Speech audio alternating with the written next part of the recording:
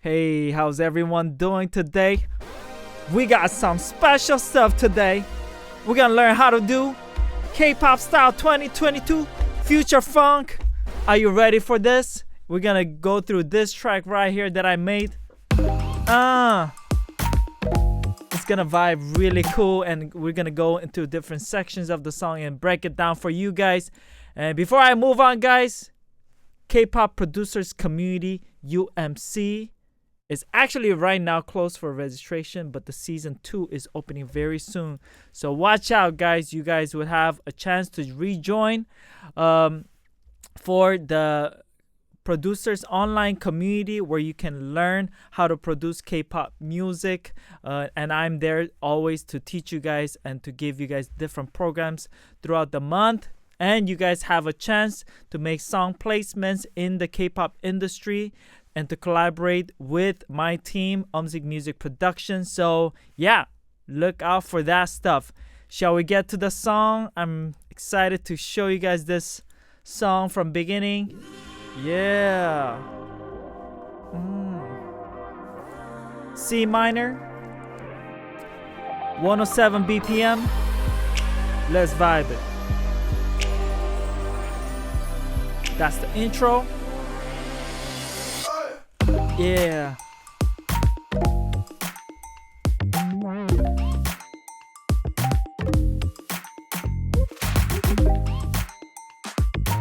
That bass though, you know?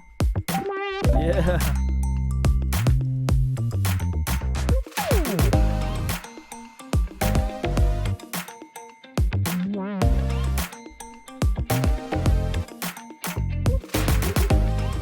Feels like maybe the verse is a little bit too long. I might make it shorter. And then we're going to the pre. We gotta do some switch up, right? Yeah. The guitar carrying. I'm talking too much.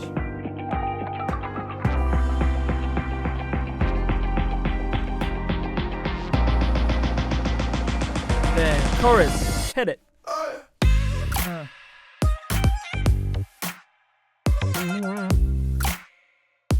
Minimalistic style.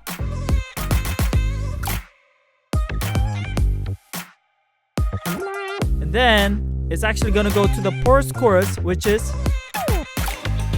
right here. Verse 2 is gonna be pretty much the same stuff. I haven't switched up too much. And then this is kind of wild, but I did something kind of crazy here. Maybe it's too much, but I just like to have fun.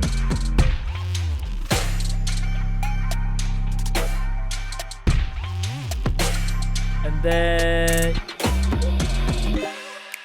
yeah, back to the original, and then the last one, just gonna four in the floor.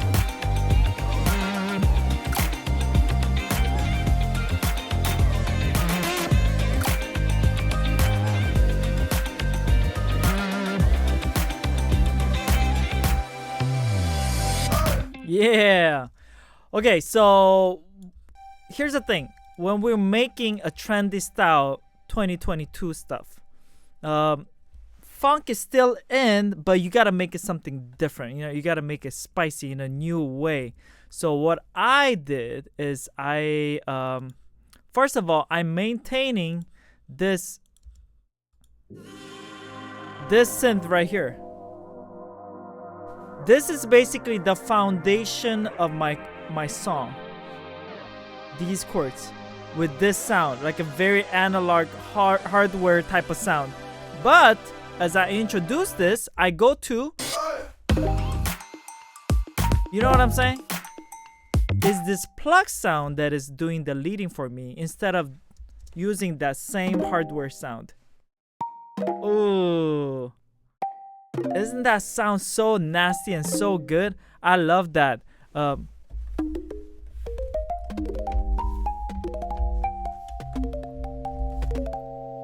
It's like a very organic sounding Congo. And what is this synth? So I'm using quite quite unusual, right? This plugin is called Equator, and it's actually from Rolly. I used to own that keyboard, so it's African Congalog. I don't know how to say it, but yeah, is that sound mixed with this another pluck sound that sounds like this. Yeah, because when you're making songs and track and sounds, and you want to make it very like trendy, try to stick with sounds that are short, you know, not sounds that are long, like, you know. This is also kind of trendy because it kind of ends short like that, like, you know, there's no long sustain or decay on it. It's like very short. So that's one thing you got to keep in mind. And I'm mixing that with the analog style of bass, but it's got to be spicy, right? So how do I do that? Instead of just having, I'm doing two things. Number one, I'm doing gliding effect, which is there's a lot of pitch shifting going on. If you see, look at this. So these are my pitch. Boom, going down, right?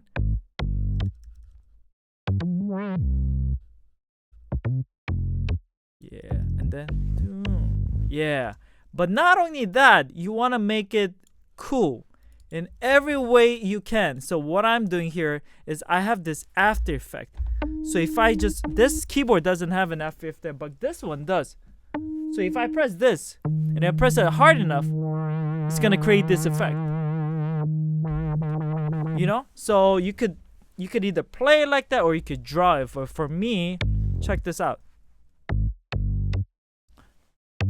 Yeah, it just opens up the brightness. Just here and there, not too much. Yeah. Ooh. Ooh, that glide, you know what I'm saying? So those are the little things that makes this section good. Yeah.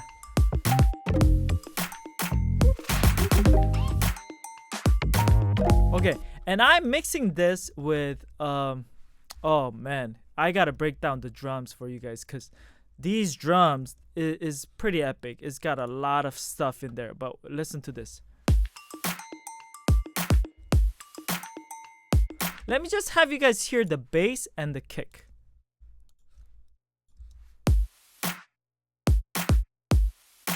You see how it's just the bass and the kick, but it still feels like clean and like how do I say, clean and stacked and full. It's because you have to choose the right samples, and in my case right here, ooh, that kick sound, you know, it's got a little noise on top. I love that, and it's creating a rhythm, because just by having this kick is doing and that.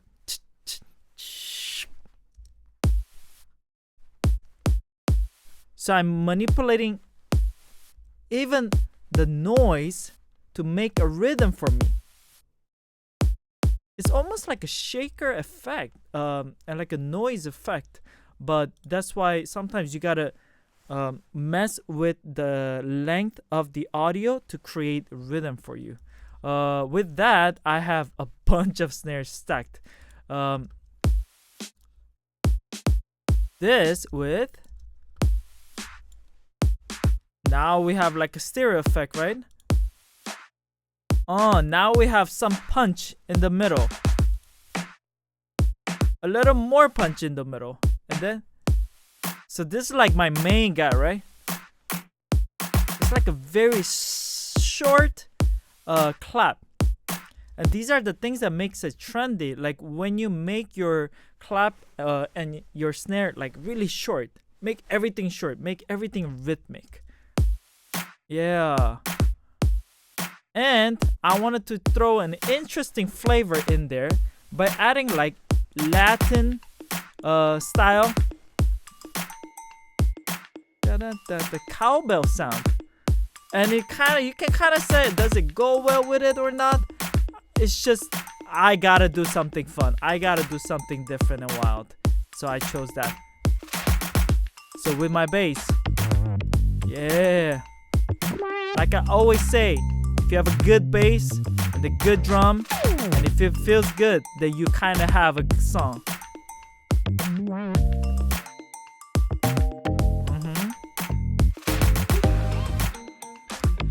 So I'm mixing with this analog old school sounding synth together with my pluck sound. And then let's go to the pre.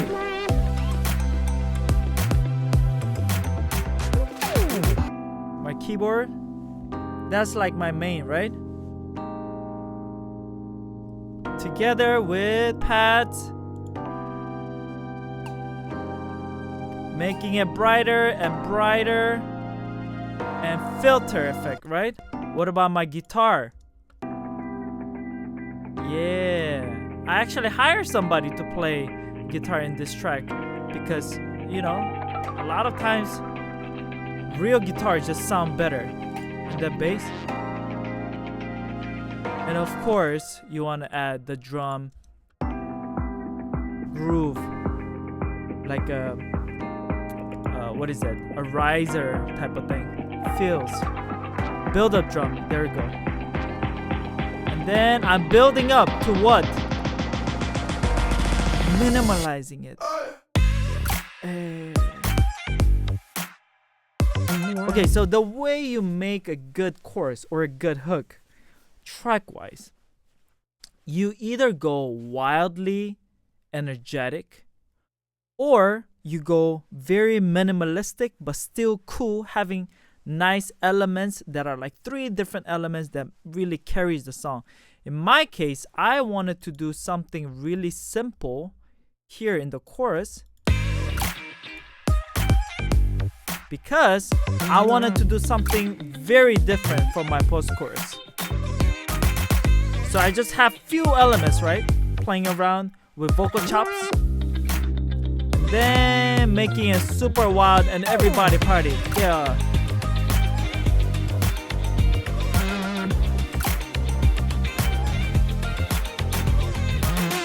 Yeah.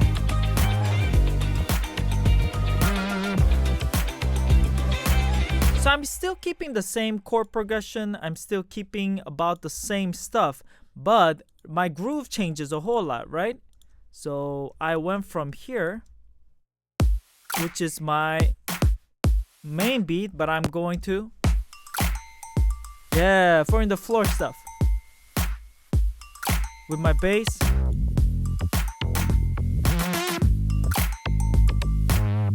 So you notice that here I play my bass like this. Simpler, right? But when I'm going to my pre-chorus, I mean post-chorus, I'm changing it up. More notes, more fun. Imagine yourself as a bassist. Bassists don't play like this.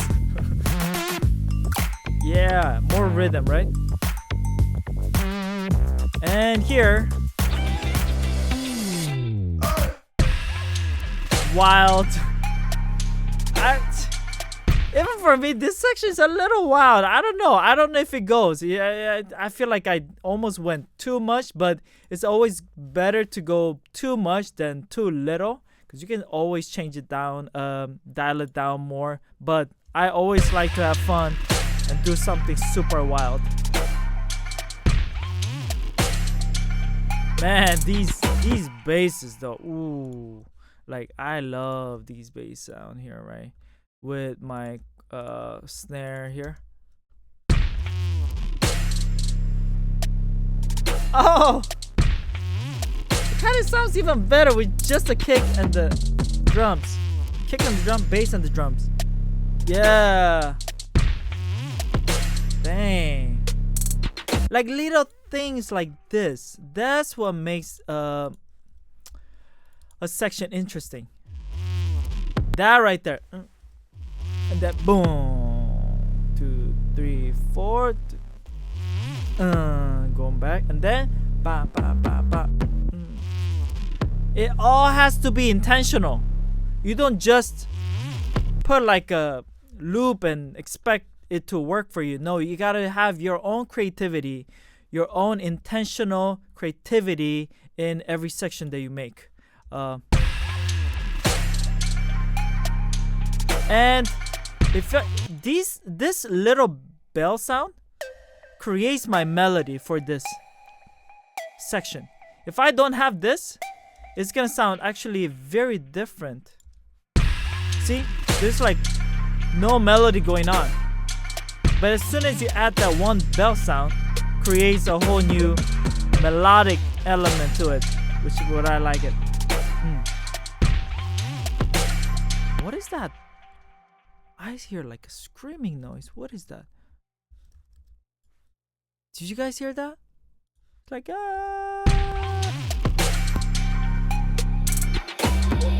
Oh, is this? Oh.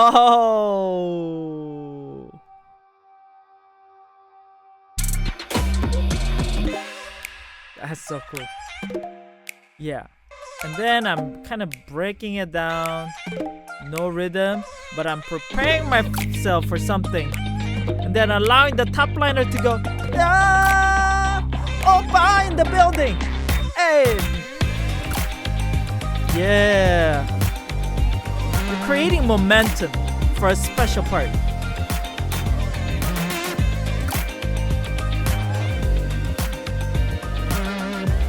The ending.